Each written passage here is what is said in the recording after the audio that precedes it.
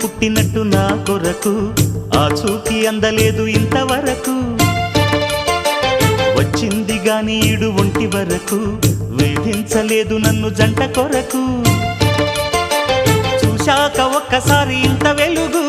నా వంక రాను అంది కంటి కునుకు ఈ అల్లరి గారడి నీ లీల అనుకోనా నీ పేరు ప్రేమ అవునా ఇవాళే నిన్ను పోల్చుకున్నా